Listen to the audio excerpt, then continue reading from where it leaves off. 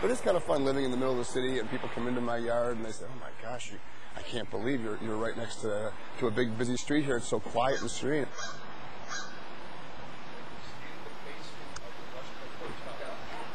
I think all the plants absorb all the sound, and it's my little tropical oasis here.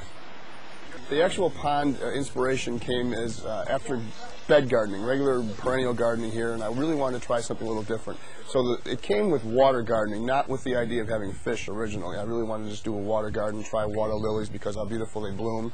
And it's 3,000 gallons. So it's pretty deep, deep enough for my fish to hang out all year long here. They do live under the ice, believe it or not, and that's what everybody asks.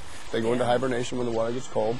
And water plants, we have about 30 different varieties of water plants. Most of them are hardy water plants to this zone here.